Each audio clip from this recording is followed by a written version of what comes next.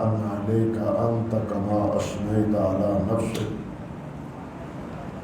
رضينا بالله ربا وبالإسلام دينا وبمحمد نبيا صلى الله عليه وسلم، وأشهد أن لا إله إلا الله وحده لا شريك له، وأشهد أن محمدا عبده ورسوله. أما بعد، محترم حضرات، آج اللہ سبحانہ و تعالیٰ کی توفیق سے سورۃ الانعام مکمل ہونے کے بعد کچھ حصہ سورۃ الاعراف کا بھی تلاوت ہوا ہے۔ اللہ سبحانہ و تعالیٰ اپنی کرم نوازی سے اور جس طرح اللہ نے ہمیں توفیق عطا فرمائی ہے سننے کی اور قاری صاحب کو پڑھنے کی، اللہ ذوالجلال اسے قبول اور منظور بھی فرمائے۔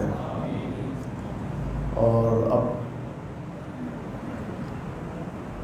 جو قیام اللیل کی برکات، اجر اور اس کا ثواب سید کائنات حضرت محمد رسول اللہ صلی اللہ علیہ وسلم نے بیان فرمایا ہے، بتلایا ہے، ہمیں اس سے باخبر فرمائے۔ سورۃ الانعام مکی صورت ہے۔ جب آپ مکہ مکرمہ میں تھے اس دور میں یہ سورۃ انعام اللہ ذوالجلال والاکرام نے نازل فرمائی۔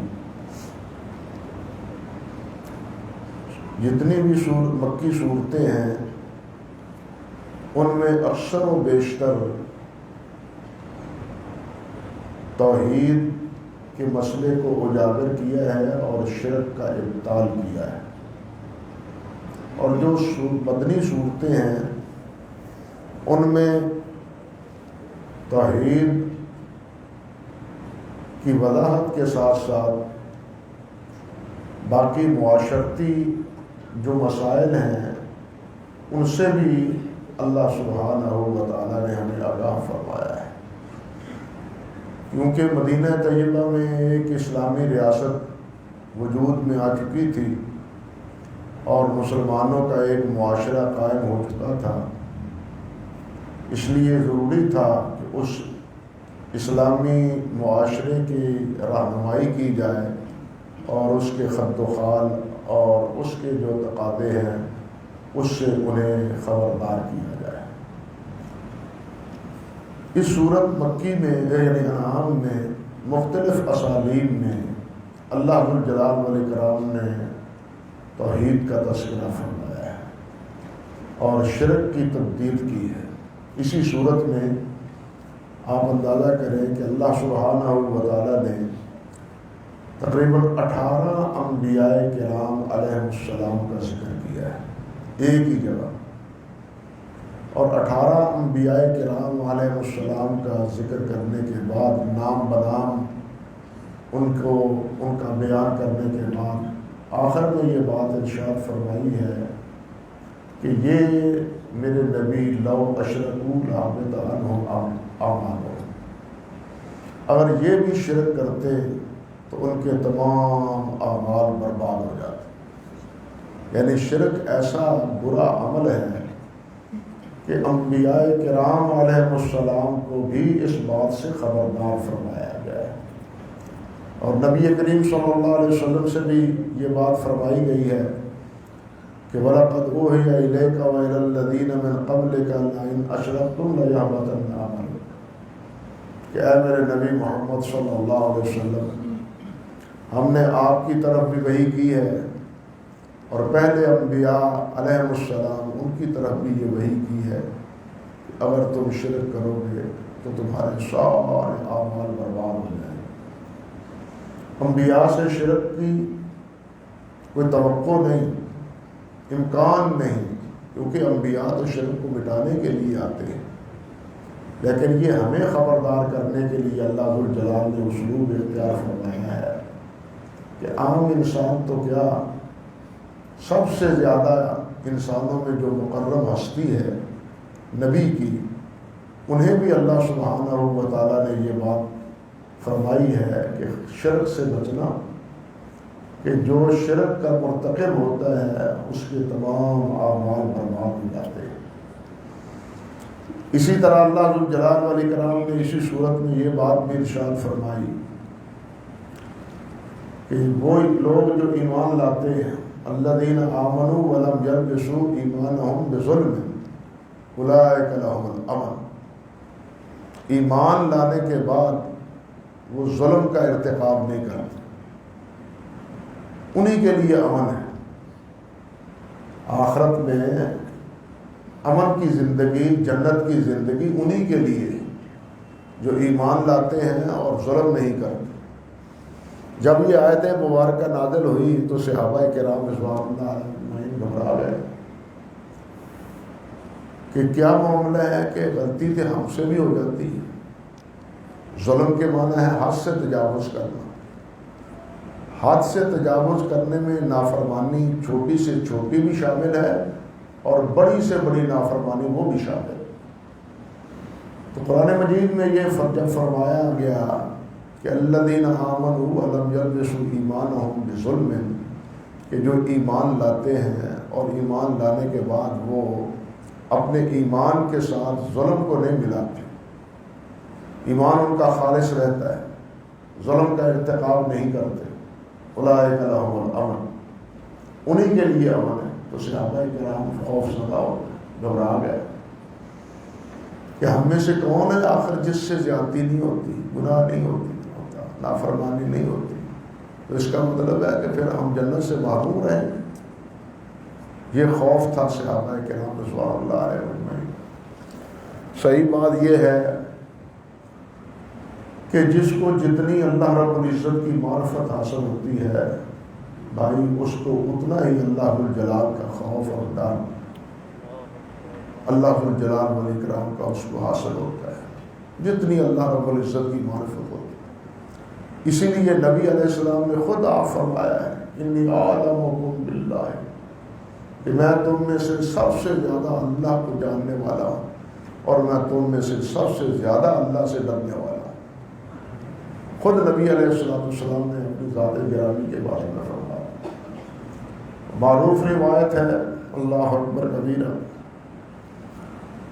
حضرت حنظلہ رضی اللہ تعالی عنہ بازار میں، مدینہ طیبہ کے بازار میں جا رہے ہیں اور اونچی اونچی پکار کے کہہ رہے ہیں نافق حنظلہ، نافق حنظلہ، نافق حنظلہ۔ یہ حنظلہ وہ ہے جس کی شہادت کے بعد نبی علیہ السلام نے فرمایا کہ فرشتوں نے اسے غسل دیا تھا۔ یہ حنظلہ وہ ہے رضی اللہ تعالی۔ اور زندگی میں کیا کہہ رہے ہیں کہ نافق حنظلہ، حضرت ابوبکر صدیق راستے میں ملے، وہ حنظلہ کیا کہہ رہے ہیں، ہوش کرو، تم کو منافق ہو، اللہ نے تمہیں ایمان سے بار بار فرمایا ہے، ایمان کی دولت دی ہے، تم یہ کیا کہے جا رہے ہو کہ حنظلہ منافق ہو گیا۔ اللہ اکبر۔ حضرت حنظلہ رضی اللہ تعالیٰ عنہ فرمانے لگے بھائی کیا کروں، کیا ہماری کیفیت یہ نہیں ہوتی کہ جب نبی علیہ السلام کی خدمت میں ہم بیٹھتے ہیں تو ایسے محسوس ہوتا ہے کہ جنت دوزخ ہمارے سامنے ہے، اور جب گھر میں جاتے ہیں آپ کی مجلس سے اٹھتے ہیں تو ہمارا رخ ہی کچھ اور ہو جاتا ہے، ہماری توجہات اور ہماری جہتیں وہ بڑھ جاتی ہیں۔ تو یہ طبیعت کا جو ہے یکجہتی نہ ہونا، طبیعت میں یہ انحراف، یہ نفاق نہیں تو اور کیا ہے۔ وہاں کیا کیفیت ہوتی ہے، گھروں میں کیا حیثیت ہوتی ہے، کیا کیفیت ہوتی ہے، یہ نفاق نہیں تو اور کیا ہے۔ حضرت ابوبکر صدیق رضی اللہ تعالیٰ عنہ فرمانے لگے حنظلہ اگر یہ نفاق ہے تو یہ تو پھر میری بھی یہی کیفیت، پھر تو ابوبکر بھی نہیں بچا، چلو چلے نبی علیہ السلام کی خدمت میں۔ ان سے چل کے یہ مسئلہ پوچھتے ہیں، ہم ان سے اس کا حل تلاش کرتے ہیں۔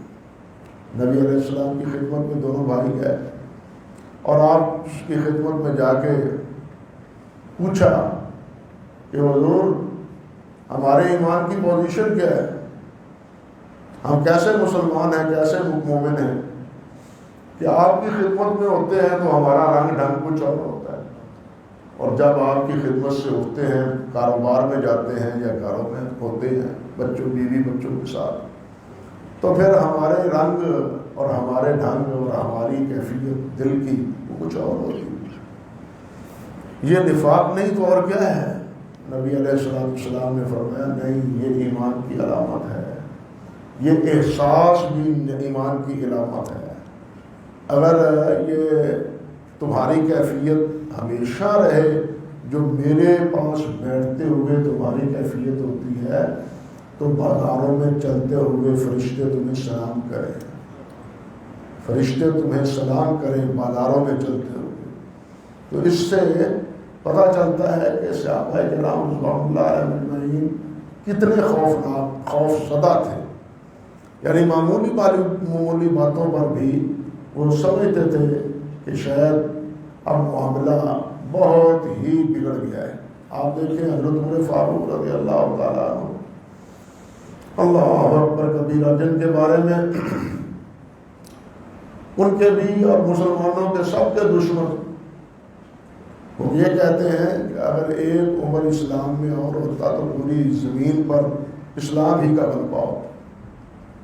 یہ عمر ہے رضی اللہ تعالیٰ عنہ، مگر یہی عمر ہے رضی اللہ تعالیٰ عنہ جو اللہ سبحانہ و تعالیٰ سے دعا کرتے ہیں کہ یا اللہ وہ اعمال جو ہم نے نبی علیہ السلام کے ہمراہ کیے ہیں ان کو قبول فرما لے، اور آپ کے بعد جو کچھ ہوا ہے اور جو ہم سے کوتاہی ہیں ان کو برابر پورا چھوڑ دے، نظر انداز کر، ان کا کوئی اجر نہیں ہم مانگتے، ان کا کوئی اجر نہیں مانگتے، بس ہم اسی اجر کے امیدوار ہیں جو نبی علیہ السلام کے دور مبارک میں آپ کی میت میں آپ کے ساتھ کیے۔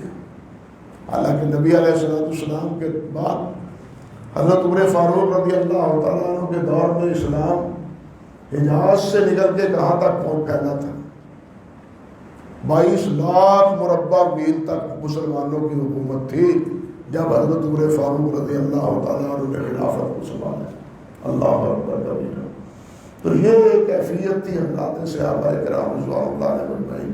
تو جب یہ آیت نازل ہوئی الذین آمنوا ولم یلبسوا ایمانہم بظلم، تو صحابہ کرام گھبرا گئے کہ ظلم تو ہم کر بیٹھتے ہیں، زیادتی تو ہم سے ہوتی، تو چلیے نبی علیہ السلام سے اس کے بارے میں پوچھتے ہیں۔ حضرت صلی اللہ علیہ وسلم سے اس کے بارے میں پوچھا تو آپ نے فرمایا کہ اس ظلم سے مراد شرک ہے۔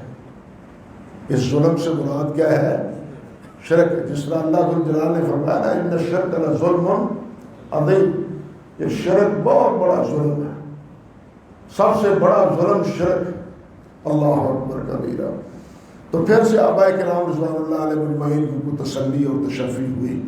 تو اس طرح مختلف اثار، کہیں اللہ ذوالجلال نے فرمایا وما قدر اللہ حق قدر، ان مشرکوں نے اللہ ذوالجلال کے مقام کو پہچانا نہیں اللہ کا۔ اور واقعی امر واقعہ یہ ہے کہ مشرک شرک کرتا ہی اس وقت ہے جب اس کی نگاہوں میں اللہ رب العزت کی قدرت کاملہ کا تصور کمزور پڑ جاتا ہے، اور جب اس کے قلب و فکر پر اللہ رب العزت کی قدرت کاملہ کی چھاپ ہوتی ہے تو پھر وہ صرف اپنے اللہ کی طرف رجوع کرتا ہے، دائیں بائیں نہیں جھانکتا، وہ پھر دائیں بائیں نہیں جھانکتا، وہ صرف اپنے اللہ پر توکل کرتا ہے، وہ اللہ پر بھروسہ کرتا ہے، وہ اللہ ہی سے مانگتا ہے۔ جب اس کو اللہ ذوالجلال کی عظمت کا احساس ہوتا ہے تو اللہ ذوالجلال نے اس میں صورت میں یہ بھی اس اسلوب سے بھی سمجھایا وما قدر اللہ حق قدر، ان لوگوں نے اللہ ذوالجلال کے قدر کو، مقام کو، مرتبے کو پہچانا نہیں، تبھی شرک کی پگڈنڈیوں میں یہ الجھتے چلے جا رہے ہیں۔ اور کہیں اللہ ذوالجلال نے فرمایا لا تدرکہ الابصار وہو یدرک الابصار، اللہ کو کوئی نہیں پا سکتا، اللہ ہر چیز کو پاتا ہے، اللہ سے کوئی چیز چھپی ہوئی نہیں، کوئی چیز چھپی نہیں۔ حتیٰ کہ اسی صورت میں اللہ ذوالجلال والاکرام نے یہ بات بھی فرمائی کہ اگر درخت سے پتا بھی گرتا ہے تو وہ بھی اللہ کے علم میں ہوتا ہے، کوئی چیز اللہ کے علم سے چھپی ہوئی نہیں۔ درخت کا کوئی پتا ہو، زمین کا کوئی ذرہ ہو، پانی کا کوئی قطرہ ہو، وہ اللہ ذوالجلال والاکرام کے علم سے مخفی نہیں ہے۔ اس طرح اللہ ذوالجلال کی توحید کو نکھارا ہے اس صورت میں، اور شرک کا اللہ سبحانہ و تعالیٰ نے ابطال فرمایا۔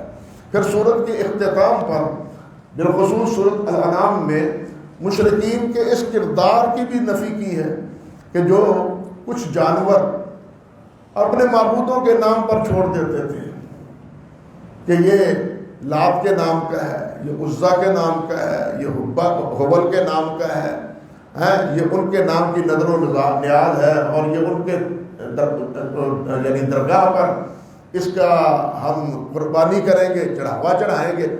یہ جانور وہ پالتے تھے اور ان کو اپنے معبودوں کی نظر کرتے تھے۔ پھر یہ بھی کرتے تھے کہ بعض جانور کہتے تھے کہ اس کا گوشت کھانا مردوں کے لیے حلال ہے، عورتوں کے لیے حلال نہیں ہے۔ اور یہ بھی کرتے تھے کہ کچھ چیزاں یعنی اپنی مال کا کچھ حصہ اللہ سبحانہ و تعالیٰ کی نظر کر دیتے، اور کچھ حصہ اللہ ذوالجلال کے جو بندے جن کو انہوں نے معبود بنا رکھا تھا ان کی نظریں کرتے۔ اس طرح اللہ رب العزت کے ساتھ ان کی شراکت جو ہے نا وہ ملا دی جاتی تھی۔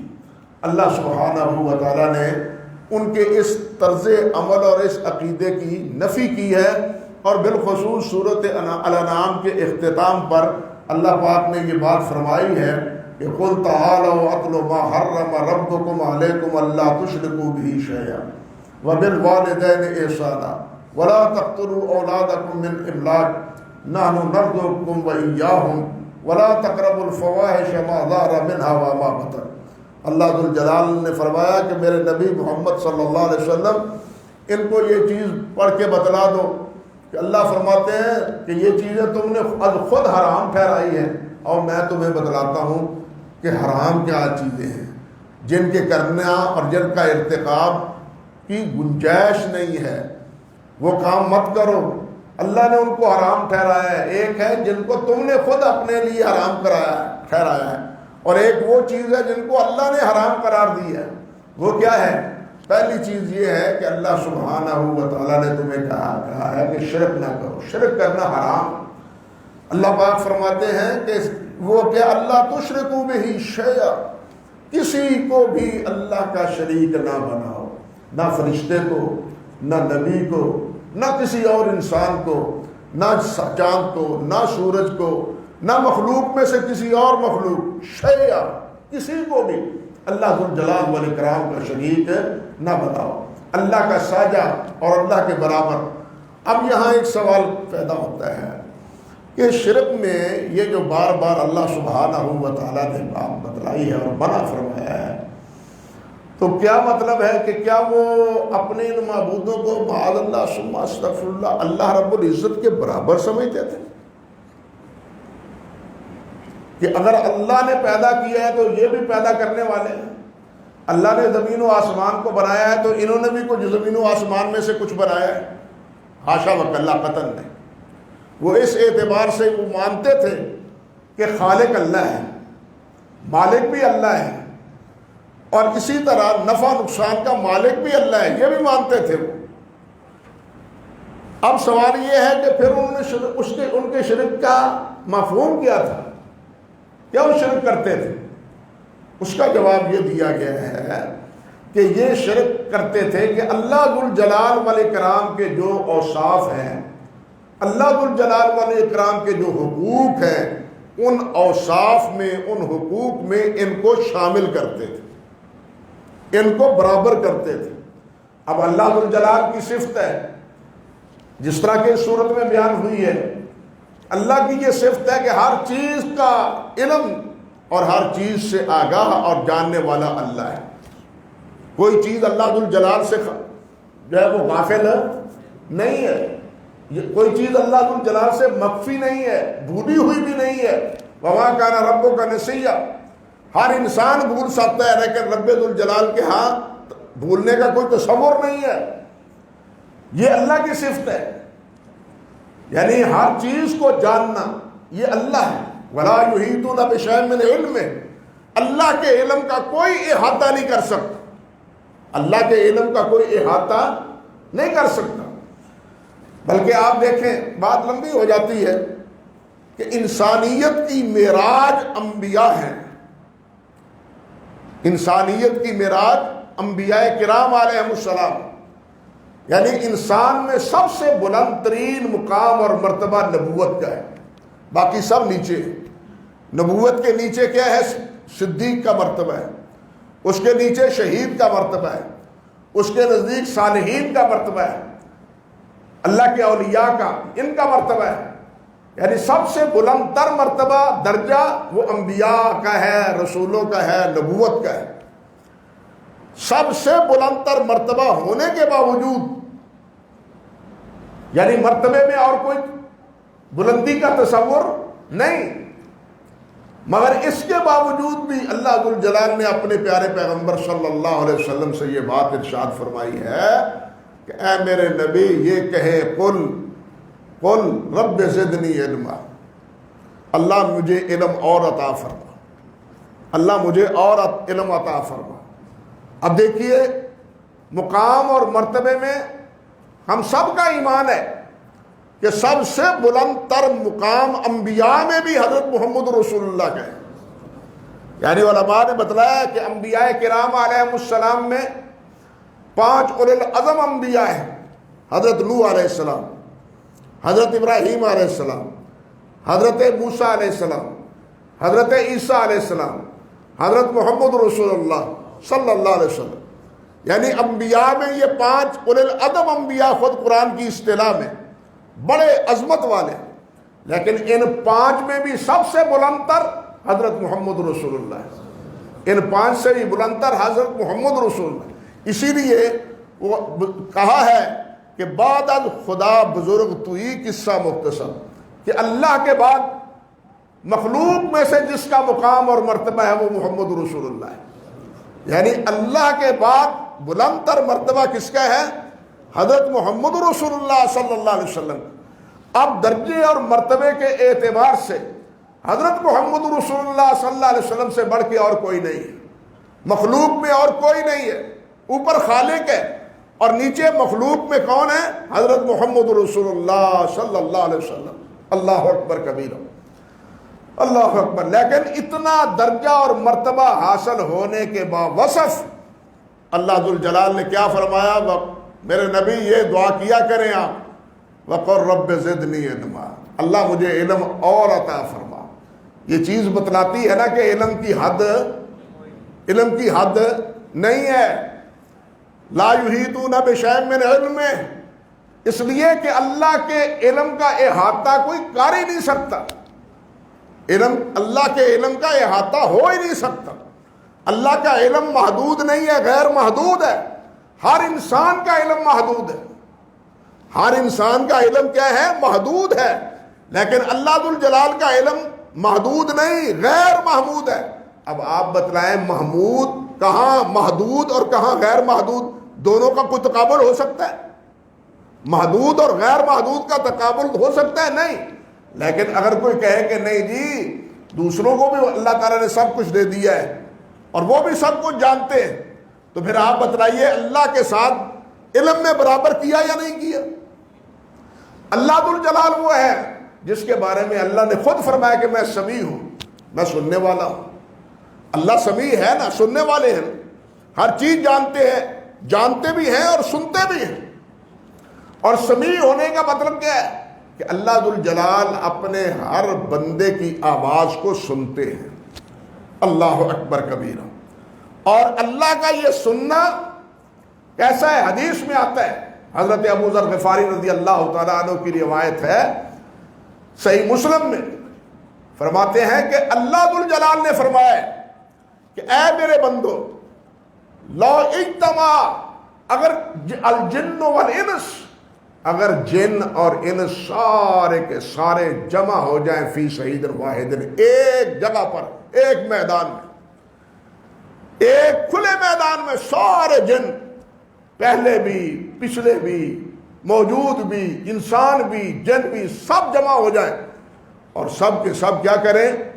اللہ سے مانگے، سب اللہ سے مانگے، اور اللہ سے سب مانگے، فرمایا میں سب کی سنوں گا، میں سب کی سنوں گا اور سب کو دیتا جاؤں، تو پھر بھی میرے خزانے میں کوئی کمی واقع نہیں ہوگی۔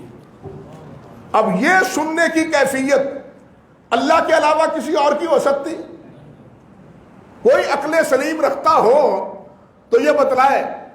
انسان ہم تو اتنے کمزور ہیں، بڑے سے بڑا سمجھدار اور عقل مند بھی، دو چار آدمی بیٹھے ہوں تو دو چار آدمی کے ساتھ سارے باتیں کر رہے ہوں، یار چپ کر ایک دی تے گل سن لئیے، ہوتا ہے یا نہیں ہوتا؟ ایک کی بات، تینوں چاروں افراد کی بات سن نہیں آتی، سن نہیں سکتا، لیکن میرا اللہ وہ ہے، یہاں بیٹھے ہوئے نہیں، پوری دنیا میں جتنے انسان ہیں، وہ اردو بولنے والے ہوں، وہ سندھی بولنے والے ہوں، وہ افغانی بولنے والے ہوں، وہ انگریزی بولنے والے ہوں، وہ روسی زبان بولنے والے ہوں، چائنا بولنے والے ہوں، چائنا کے رہنے والے ہوں، اپنی اپنی بولی میں اللہ کو پکارے، اللہ سب کی بولی سمجھتا ہے، اللہ سب کی بولی سمجھتا ہے۔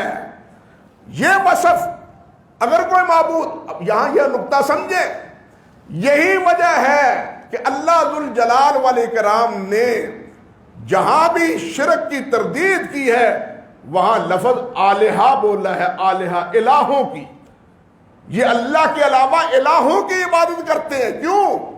اس لیے کہ مشرک ایک الہ پر قائم نہیں رہتا، وہ یہاں بھی جھک مارتا ہے، وہاں بھی جاتا ہے، ادھر بھی جاتا ہے، ادھر بھی جاتا ہے، ایک جگہ ٹھہرتا نہیں۔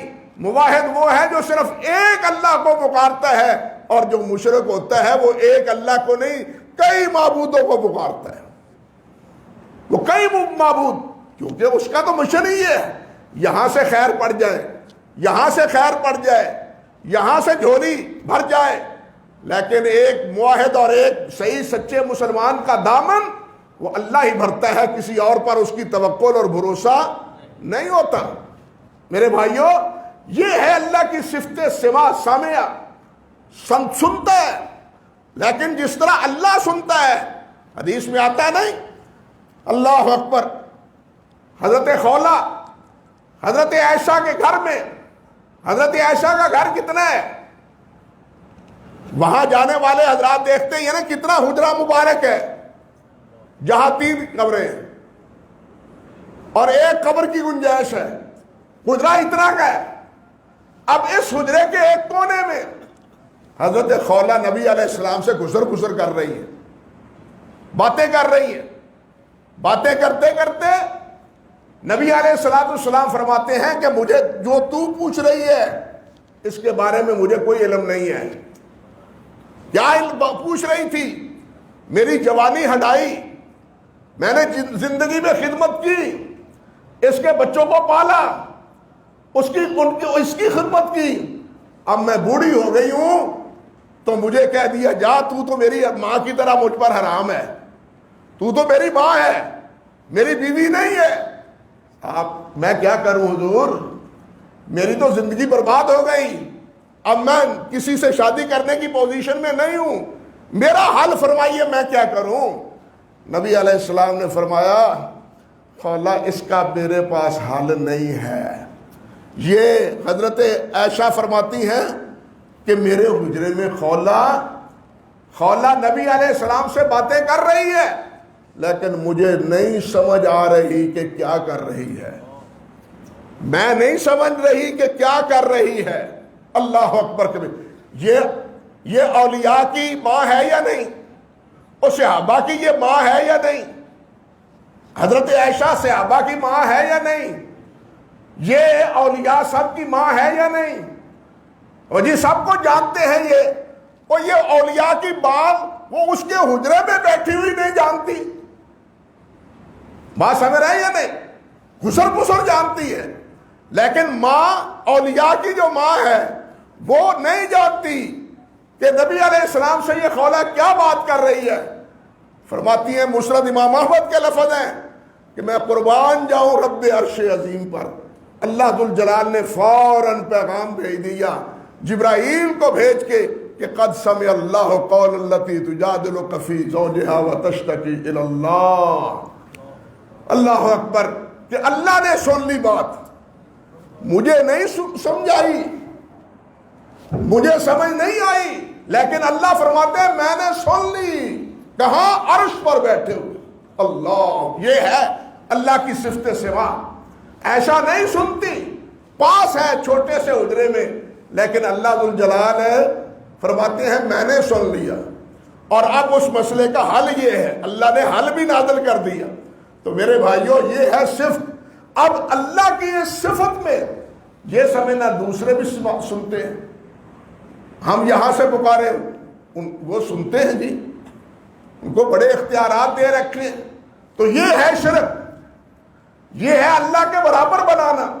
یہ برابر ایسی نہیں کہ اللہ کی ذات کے اعتبار سے دوسروں کو وہی مقام اور مرتبہ جو اللہ ذوالجلال کا، یہ برابری نہیں، بلکہ اللہ کی صفات میں برابری مراد۔ یہ صفات میں جو برابری بناتے ہیں کہ عبادت کس کی ہے، اب اللہ کے علاوہ کسی اور کی عبادت ہے تو یہ اس میں اللہ کی عبادت میں شراکت ہے۔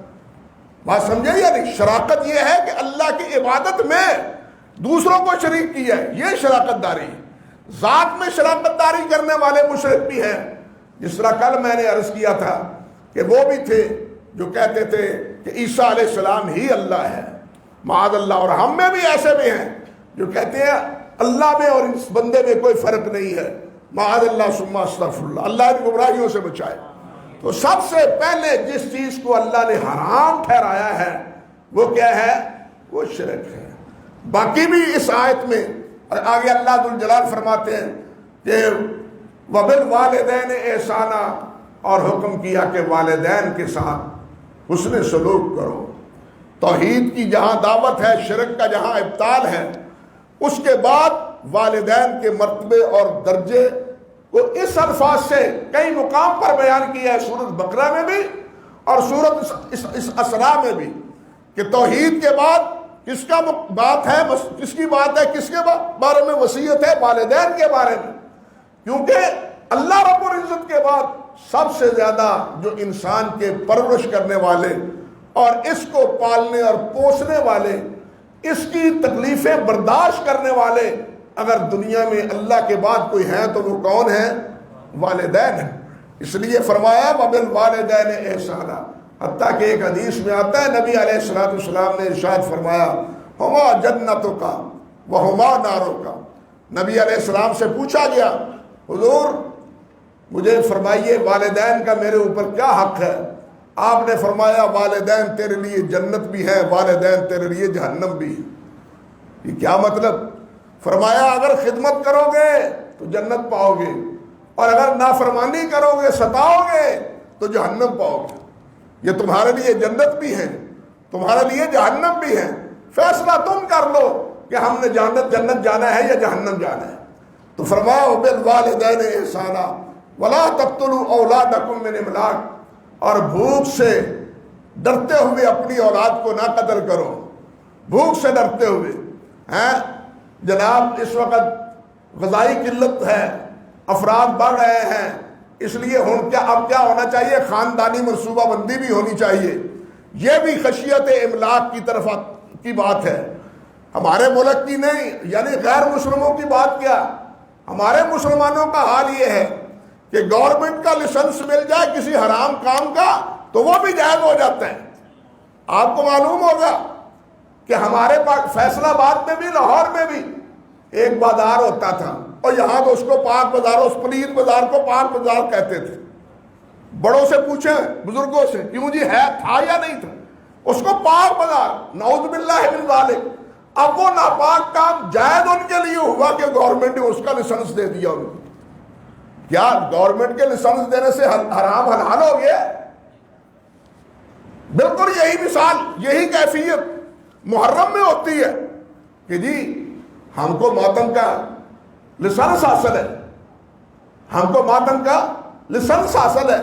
یہ ماتم نہیں ہوتا، حقیقتاً صحابہ کرام کو گالیاں ہوتی، گویا صحابہ کو گالیاں دینے کا لسانس مل گیا، ان کو اجازت مل گئی کہ تم گالیاں دے سکتے ہو۔